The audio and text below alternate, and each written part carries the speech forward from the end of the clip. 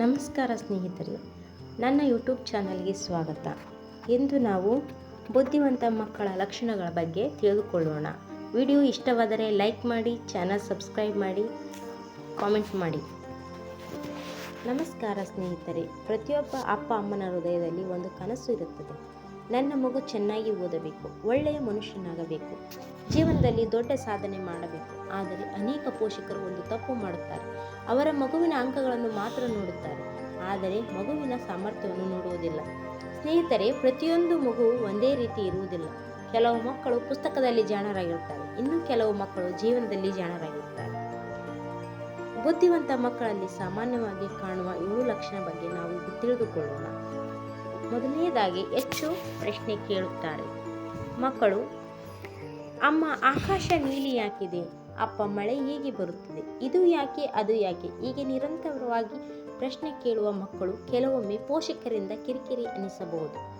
ಆದರೆ ಇದು ನಿಜ ಹೇಳಬೇಕೆಂದರೆ ಪ್ರಶ್ನೆ ಕೇಳುವುದು ಬುದ್ಧಿವಂತಿಕೆಯ ಮೊದಲ ಹೆಜ್ಜೆ. ಎರಡನೇದಾಗಿ, ಹೊಸ ವಿಷಯಗಳನ್ನು ಬೇಗ ಕಲಿಯುತ್ತಾರೆ. ಕೆಲವು ಮಕ್ಕಳು ಒಂದು ಸಲ ತೋರಿಸಿದರೆ ಸಾಕು, ತಕ್ಷಣ ಅರ್ಥ ಮಾಡಿಕೊಳ್ಳುತ್ತಾರೆ.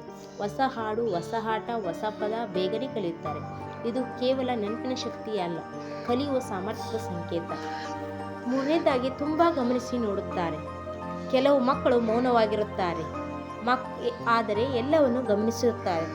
ಯಾರು ಏನು ಮಾತನಾಡುತ್ತಾರೆ, ಏನು ನಡೆಯಿತು ಅವರಿಗೆ ನೆನಪಿನಲ್ಲಿರುತ್ತದೆ.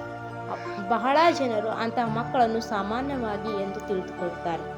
ಅವರು ಸಾಮಾನ್ಯರಲ್ಲ, ಆದರೆ ಅವರ ಮನಸ್ಸು ನಿರಂತರವಾಗಿ ಕಲಿಯುತ್ತಿರುತ್ತದೆ. ನಾಲ್ಕನೇದಾಗಿ, ಒಬ್ಬರೇ ಆಟ ಆಡಲು ಇಷ್ಟಪಡುತ್ತಾರೆ. ಎಲ್ಲ ಮಕ್ಕಳು ಗುಂಪಿನಲ್ಲಿ ಆಟ ಆಡಬೇಕೆಂದು ಇಲ್ಲ. ಕೆಲವರು ತಮ್ಮದೇ ಲೋಕದಲ್ಲಿ ಸಂತೋಷವಾಗಿರುತ್ತಾರೆ. ಕಟ್ಟಡ ಕಟ್ಟುತ್ತಾರೆ, ಚಿತ್ರ ಬಿಡಿಸುತ್ತಾರೆ, ಹೊಸ ಹೊಸ ಕಲ್ಪನೆ ಮಾಡುತ್ತಾರೆ. ಇದು ಒಂಟಿತನ ಅಲ್ಲ, ಇದು ಸೃಜನಶೀಲತೆ. 5ನೇ ಪಾಯಿಂಟ್ ಬಂದು, ನೆನಪಿನ ಶಕ್ತಿ ಚೆನ್ನಾಗಿರುತ್ತದೆ. ಒಂದು ಕತೆ ಕೇಳಿದರೆ ನೆನಪಿನಲ್ಲಿಟ್ಟುಕೊಳ್ಳುತ್ತಾರೆ. ಒಮ್ಮೆ ನೋಡಿದ ಜಾಗ ನೆನಪಿನಲ್ಲಿರುತ್ತದೆ. ಹಳೆಯ ಘಟನೆಗಳನ್ನು ಹೇಳಿಕೊಳ್ಳುತ್ತಾರೆ. ಇಂತಹ ಮಕ್ಕಳು ಮಾಹಿತಿಯನ್ನು ಬೇಗ ಸಂಗ್ರಹಿಸುವ ಸಾಮರ್ಥ್ಯ ಹೊಂದಿರುತ್ತಾರೆ. 6ನೇದ್ದು, ಸಮಸ್ಯೆಗೆ ತಮ್ಮದೇ ಪರಿಹಾರ ಹುಡುಕುತ್ತಾರೆ. ಆಟಿಕೆ ಕೆಟ್ಟರೆ ಅದನ್ನು ಸರಿಪಡಿಸಲು ಪ್ರಯತ್ನಿಸುತ್ತಾರೆ. ಯಾರ ಸಹಾಯವಿಲ್ಲದೆ ದಾರಿ ಹುಡುಕುತ್ತಾರೆ. ಇಂತಹ ಮಕ್ಕಳು ಭವಿಷ್ಯದಲ್ಲಿ ನಾಯಕತ್ವ ಗುಣ ಬೆಳೆಸಿಕೊಳ್ಳುವ ಸಾಧ್ಯತೆ ಹೆಚ್ಚು. ಜೀವನದಲ್ಲಿ ಯಶಸ್ವಿಯಾಗುವರು. ಸಮಸ್ಯೆಯಿಂದ ಓಡಿ ಹೋಗುವುದಿಲ್ಲ, ಅದಕ್ಕೆ ಪರಿಹಾರ ಹುಡುಕುತ್ತಾರೆ. 7ನೇದ್ದು, ದೊಡ್ಡವರ ಮಾತುಗಳನ್ನು ಗಮನದಲ್ಲಿ ಕೇಳುತ್ತಾರೆ. ಇದು ಅತ್ಯಂತ ಮುಖ್ಯ ಲಕ್ಷಣ.